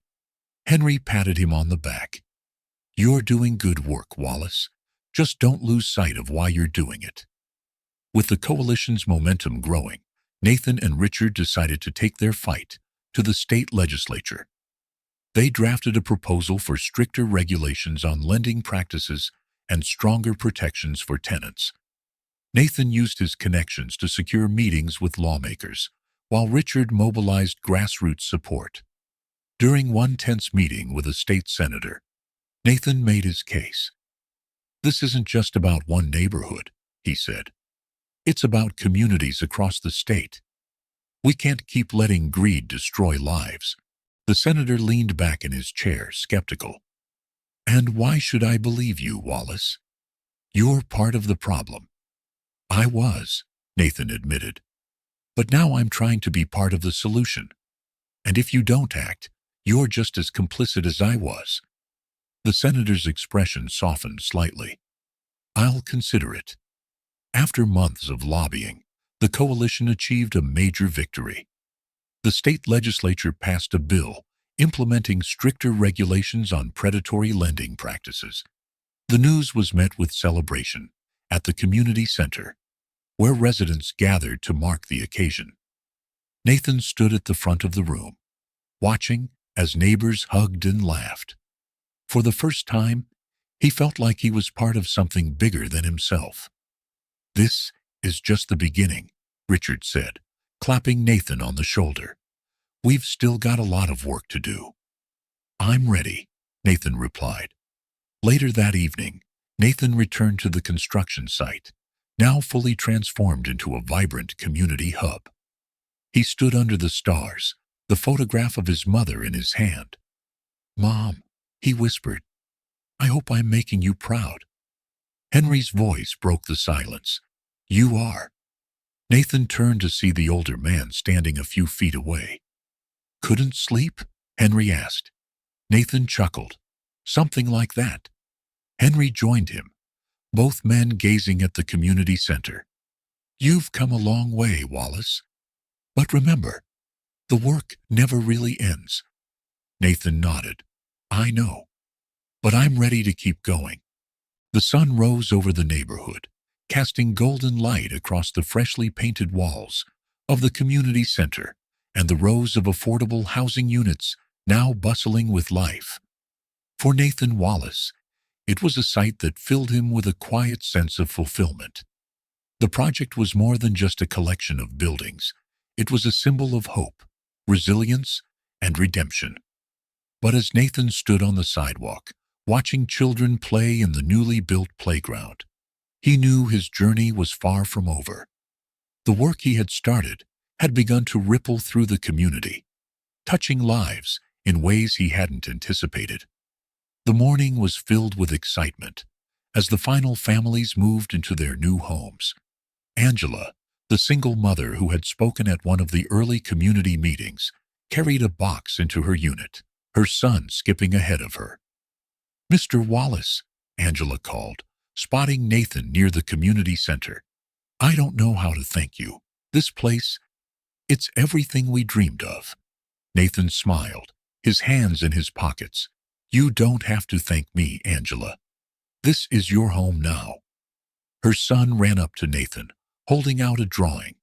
It was a crayon depiction of the neighborhood, with the community center at its heart. In the corner, a figure that was unmistakably Nathan stood with a big smile. "Is this me?" Nathan asked, crouching down to the boy's level. The child nodded enthusiastically. "You're the guy who fixed everything." Nathan's chest tightened. He glanced at Angela, who gave him a grateful smile. "I'm glad you like it," he said, ruffling the boy's hair. Inside the community center, Henry Dawson stood in the main hall, gazing at the mural that now adorned one of the walls. The artwork depicted two women, Martha and Eleanor, surrounded by scenes of community and kindness. It was a tribute to their legacy, a reminder of the values they had embodied. Nathan joined Henry, his gaze fixed on the mural. "Do you think they'd approve?" he asked quietly. Henry nodded, his eyes misty. "Martha always believed in helping others. And Eleanor, She'd be proud of what you've done here." Nathan swallowed hard, the weight of Henry's words settling over him. "I couldn't have done it without you." Henry turned to him, his expression soft.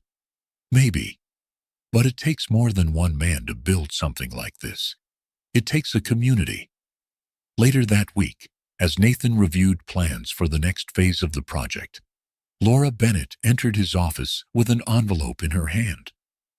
"This came for you," she said, placing it on his desk. Nathan opened the envelope to find a handwritten letter from a former resident of the neighborhood. The letter detailed how the community center had changed their life, providing a safe space for their children and access to resources they never thought possible. Nathan read the letter twice, his throat tightening. This is why we're doing this," he said, handing it to Laura. She smiled. "You've come a long way, Nathan." He leaned back in his chair, his gaze distant. "It doesn't feel like enough, no, not yet." To mark the completion of the housing units and the community center, the residents organized a neighborhood celebration. The event was a vibrant mix of food, music, and laughter. Families gathered in the courtyard, sharing stories and dreams for the future. Nathan arrived late, his usual suit replaced by a casual shirt and jeans. As he moved through the crowd, he was greeted with smiles and handshakes, a stark contrast to the hostility he had once faced. Jamal, the teenager who had become a leader in the coalition, approached him with a plate of food. "You're not just a suit anymore, Mr. Wallace," he said with a grin. Nathan chuckled. "Is that a compliment?" "Yeah," Jamal said. "It is." The two sat on a bench, watching the celebration unfold. Nathan couldn't help but feel a swell of pride as he saw the joy on the faces around him. As the evening wound down, Nathan found himself standing alone near the mural. He traced the outline of his mother's face with his eyes, memories flooding back. The sacrifices she had made, the lessons she had taught him, they all led to this moment. Henry joined him, holding 2 cups of coffee. "Figured you could use one," he said, handing Nathan a cup. "Thanks," Nathan said, taking a sip. "This place, it's more than I ever imagined." Henry nodded. "It's a good start, but you're not done yet." Nathan smiled. "I know." As the celebration ended and the residents began to head home, Nathan stood in the center of the courtyard, surrounded by the lights and decorations that still hung in the air. He looked around at the faces of the people who had once doubted him, now filled with gratitude and hope. "Thank you all for being here tonight," he said, his voice carrying over the crowd. "This project isn't just about buildings. It's about people. It's about creating a place where everyone belongs, where everyone has a chance to thrive." He paused, his gaze sweeping over the crowd. "I know I've made mistakes, but tonight, I want to promise you something. I will keep fighting for this community, for all of you." The crowd erupted into applause, and Nathan felt a sense of peace he hadn't known in years. For the first time, he wasn't driven by ambition or guilt. He was driven by purpose. The celebration had ended, the streets now quiet, except for the faint hum of cicadas in the Texas night. Nathan Wallace sat alone on a bench in the community center courtyard, the cool breeze carrying with it the faint scent of fresh paint and newly planted flowers. Around him, the neighborhood was alive, in a way it hadn't been for years, yet he couldn't shake the weight pressing on his chest. The community had begun to forgive him, but Nathan knew there was still one person whose forgiveness he needed most: himself. The following morning, Nathan found himself back at the site of the new housing units.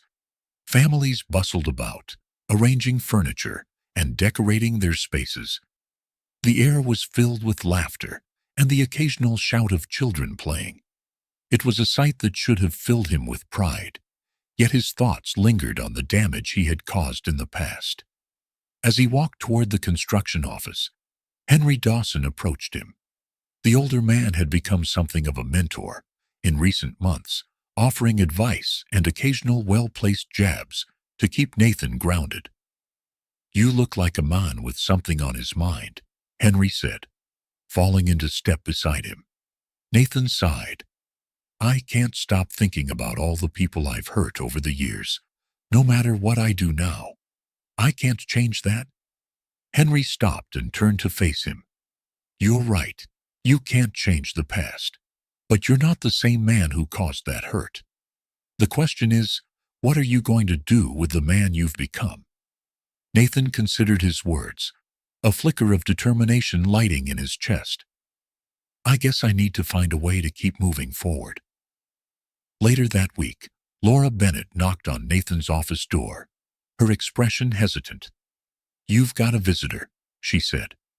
Before Nathan could respond, Richard Brooks stepped into the room.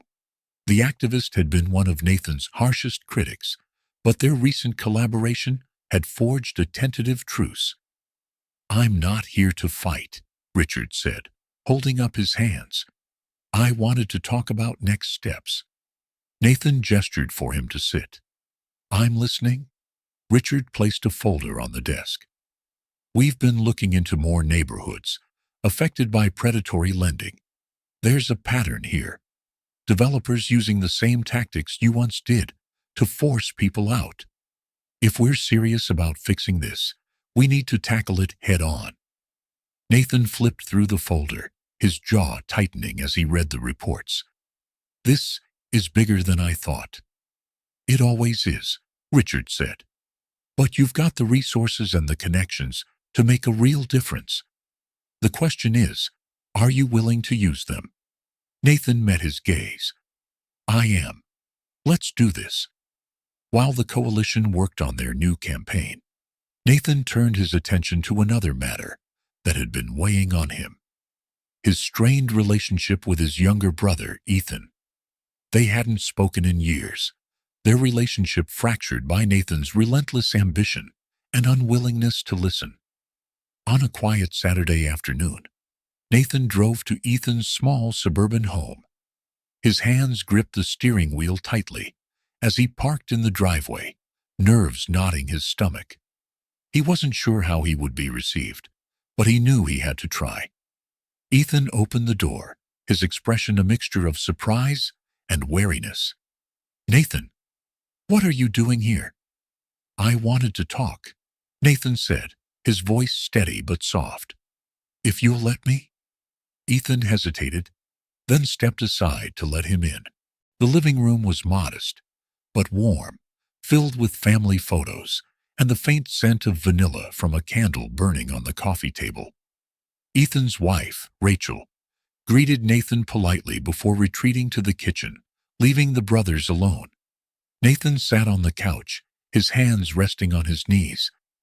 "I know I'm probably the last person you want to see," he began, "but I've been doing a lot of thinking lately about the kind of person I was and the kind of person I want to be." Ethan leaned back in his chair, arms crossed. "And where does that leave us?" Nathan took a deep breath.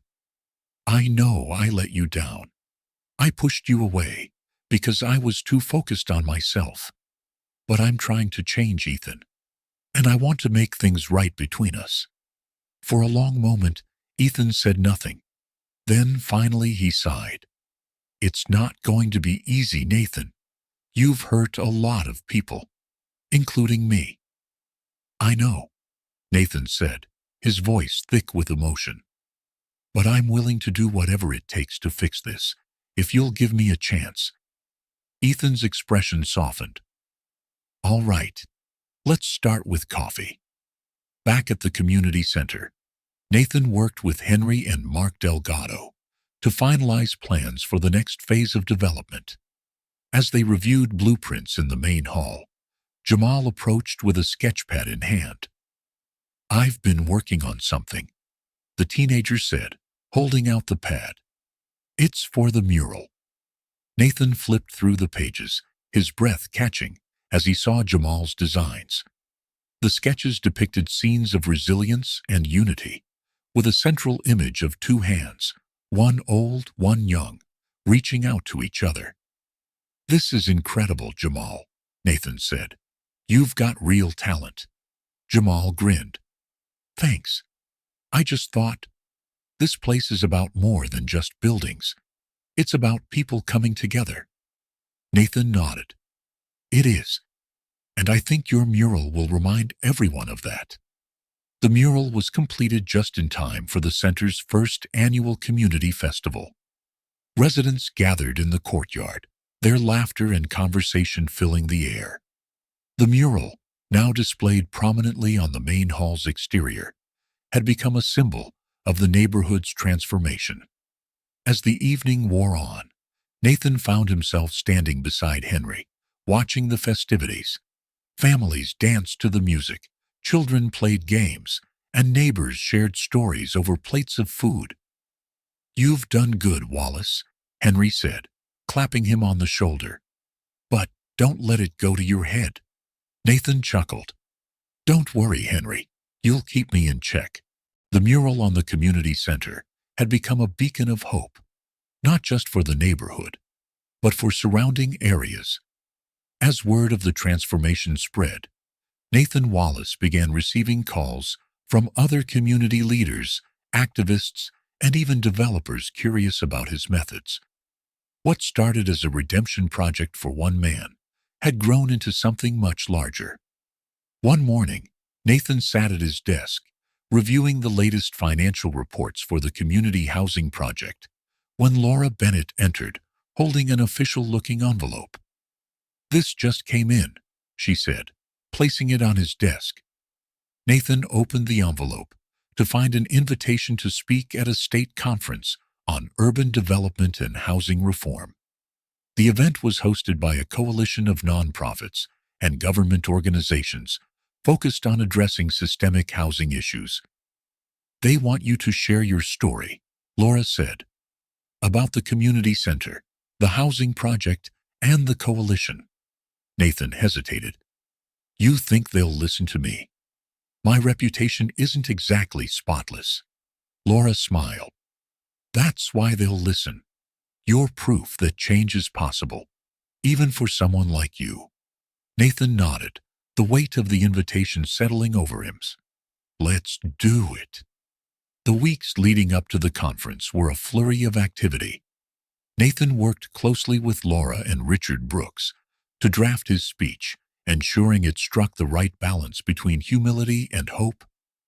"It's not just about what you've done," Richard said during one late-night brainstorming session. "It's about what others can learn from it. You need to inspire them to act." Nathan nodded, scribbling notes in the margins of his draft. "I just hope they're willing to hear it." Jamal, the teenager whose mural had become a symbol of the community's resilience, offered his perspective as well. "Tell them about us," he said. "About what this place means to the people who live here." Nathan smiled. "I will." On the day of the conference, Nathan stood backstage, adjusting the lapel microphone clipped to his jacket. The auditorium was filled with city planners, nonprofit leaders, and government officials. As he peeked through the curtain, his nerves threatened to overwhelm him. "You've got this," Laura said, placing a reassuring hand on his shoulder. When his name was announced, Nathan took a deep breath and stepped onto the stage. The lights were bright, obscuring his view of the audience, but he could feel their eyes on him. "Good morning," he began, his voice steady. "My name is Nathan Wallace, and I'm here to talk about a journey of mistakes, redemption, and the power of community."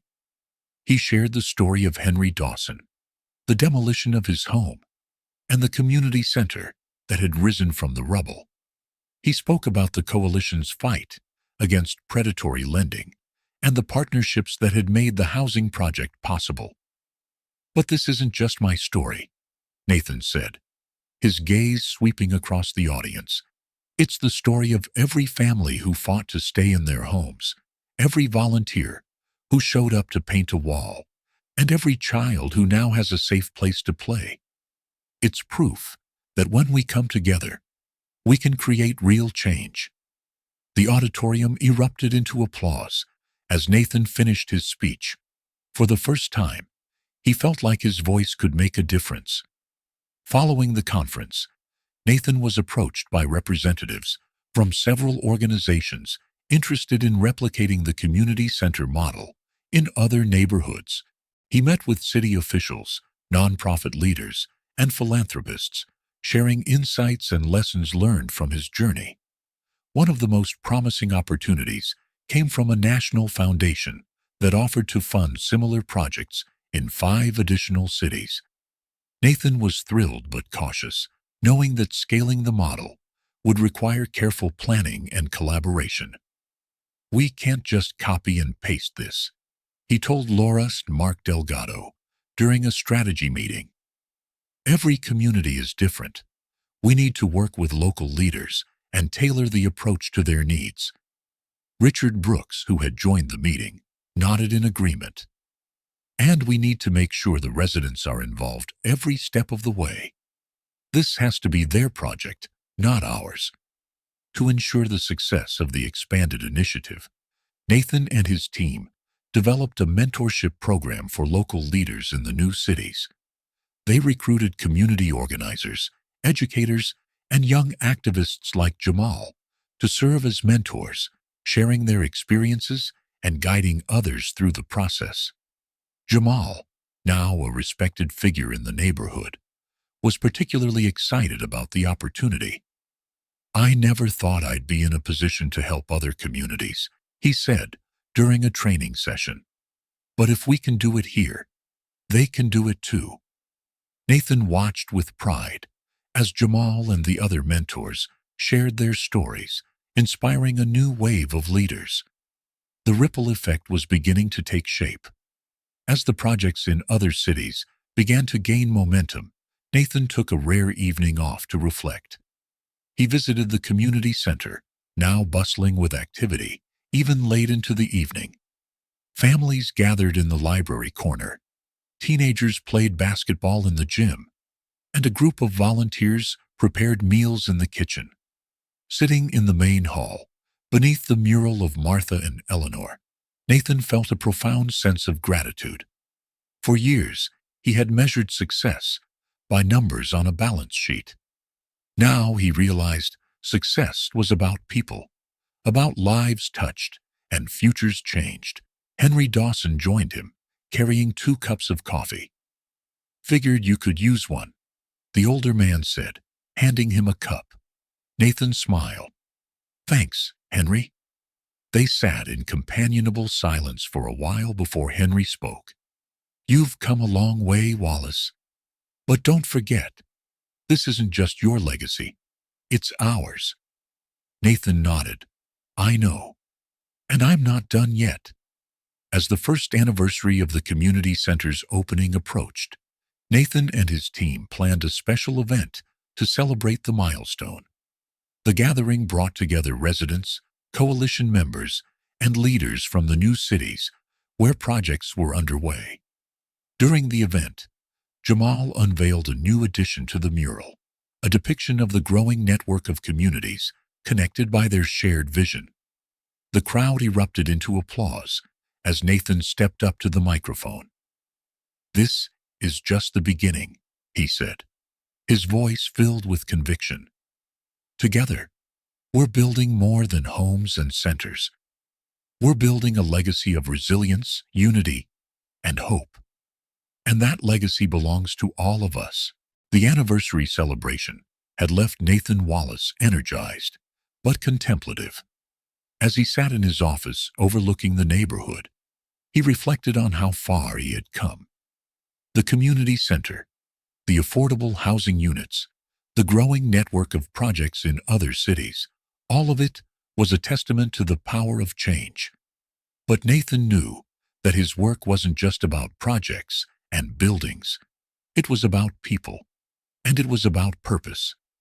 In the weeks following the anniversary, Nathan convened a meeting with his leadership team.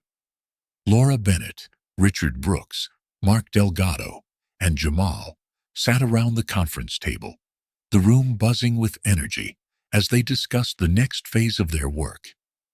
"We've made incredible progress," Nathan began.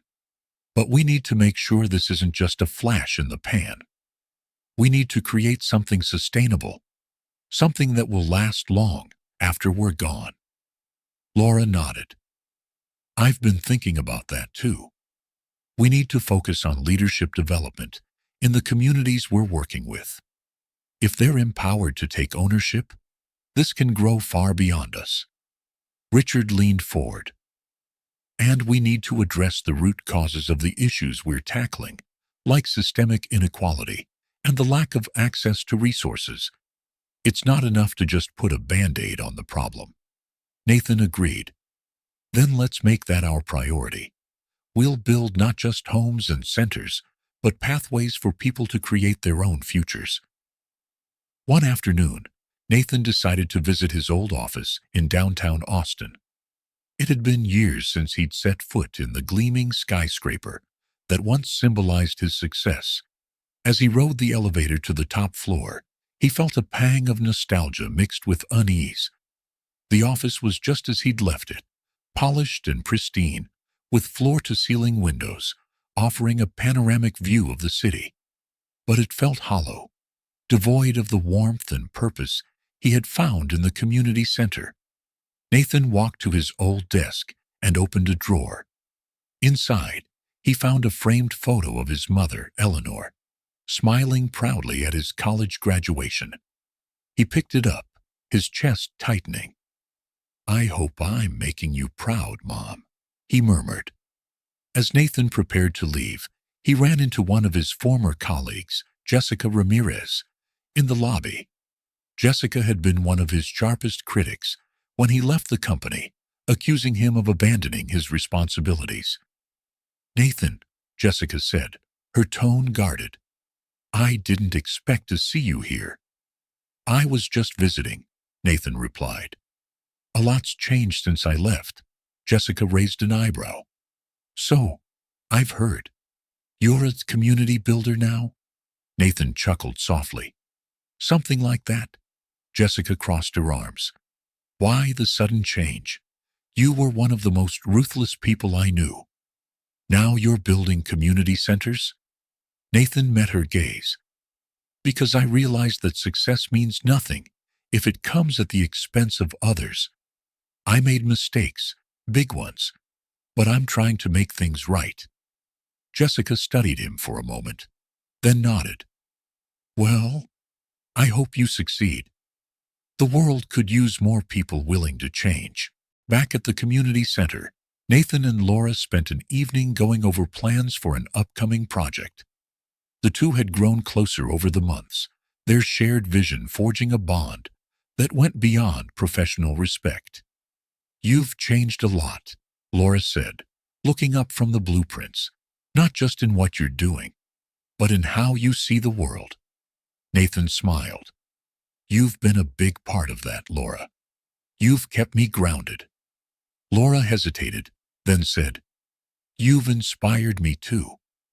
Seeing you take responsibility for your mistakes, it's made me think about what I want to do with my life." Nathan placed a hand over hers. "Whatever it is, I know you'll make a difference." The moment lingered, unspoken emotions filling the space between them. But they both knew their work came first, and for now, that was enough. As Nathan continued to expand his work, he faced new challenges, balancing the demands of multiple projects while maintaining his commitment to ethical practices required constant vigilance. He held regular meetings with his team to ensure transparency and accountability, often reminding them of the values that guided their work. During one such meeting, Jamal spoke up. "We've got to stay true to why we're doing this. It's easy to lose sight of that when things get tough." Nathan nodded. "You're right. That's why I want all of us to hold each other accountable. If we ever start drifting away from our mission, we need to call it out." One evening, Nathan received an unexpected call from Ethan, his younger brother. Their relationship had been strained for years, but their recent conversations had begun to rebuild trust. "Hey, Nathan," Ethan said. "I was wondering if we could meet up. I've got something I want to show you." Curious, Nathan agreed. They met at a local diner, where Ethan handed him a folder filled with plans for a small nonprofit he had been working on, an initiative to provide job training and mentorship for underprivileged youth. "I've been inspired by what you're doing," Ethan said. "I want to make a difference too." Nathan felt a surge of pride. "This is incredible, Ethan. I'd love to help in any way I can." The brothers spent hours discussing Ethan's plans, their bond growing stronger with each passing minute. As the months went on, Nathan found himself reflecting more and more on the journey that had brought him to this point. He often visited the community center at night, sitting in the quiet hall and looking at the mural of Martha and Eleanor. One night, Henry joined him, a knowing smile on his face. "Still chasing ghosts, Wallace?" Nathan chuckled. "Something like that. I just want to make sure I'm living up to their legacy." Henry patted his shoulder. "You are. But remember, this isn't just about them. It's about the legacy you're creating too." Nathan nodded, the weight of Henry's words sinking in. "Thanks, Henry." Nathan Wallace stood at the edge of the courtyard, the early morning sun casting long shadows across the bustling community center. The neighborhood was alive in ways he had never imagined when he first walked into this project. Children laughed as they chased each other on the playground. Volunteers unpacked boxes of donated goods, and a group of teens painted another mural on a nearby wall. This was the day Nathan had been working toward, the grand opening of the community center's newest expansion and a celebration of everything they had accomplished. But as he prepared to deliver his speech, he couldn't shake the feeling that this moment wasn't just a culmination. It was the beginnings of something even greater. Nathan arrived early, well before the event was scheduled to begin. He walked through the halls of the community center, taking in the details he had overlooked in the hustle of construction and planning. The library was stocked with books, donated by residents, each with a handwritten note tucked inside. The gymnasium echoed faintly with the sounds of an early basketball game.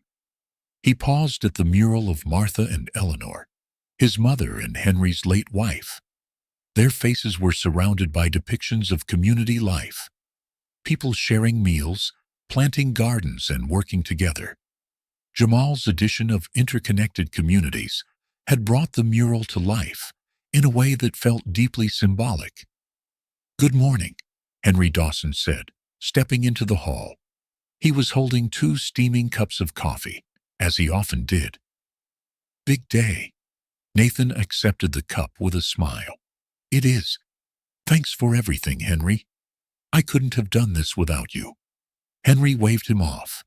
"You could have, but you didn't, and that's what matters." By mid-morning, the courtyard was filled with residents, volunteers, and dignitaries from across the city. Laura Bennett stood by Nathan's side, clipboard in hand, as she managed the flow of the event. Richard Brooks and Jamal mingled with the crowd, sharing stories of the coalition's victories and future plans.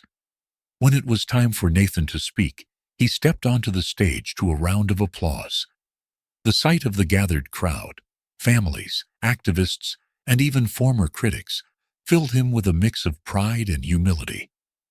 "Thank you all for being here today," Nathan began, his voice steady. "This center, this neighborhood, and this community are proof of what we can achieve when we come together. But today isn't just about celebrating what we've done.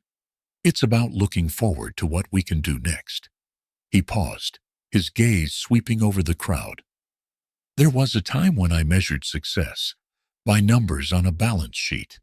But today, I measure it by the lives we've touched, the futures we've shaped, and the hope we've built together. The crowd erupted into applause, and Nathan stepped back, letting the moment wash over him. After the ceremony, Jamal approached Nathan with a small package wrapped in brown paper. "I made this for you," the teenager said, his expression shy but proud. Nathan opened the package to reveal a hand-painted canvas. It depicted a single seedling breaking through cracked soil, its leaves reaching toward the sky. Beneath it, Jamal had written, "From ruin to growth." "It's incredible," Nathan said, his voice thick with emotion. "Thank you," Jamal shrugged. "You helped me see that, even when things are broken, they can grow into something new." As the celebration continued, a familiar face appeared in the crowd. Jessica Ramirez, Nathan's former colleague. She approached him with a cautious smile. "Jessica," Nathan said, genuinely surprised. "I didn't expect to see you here."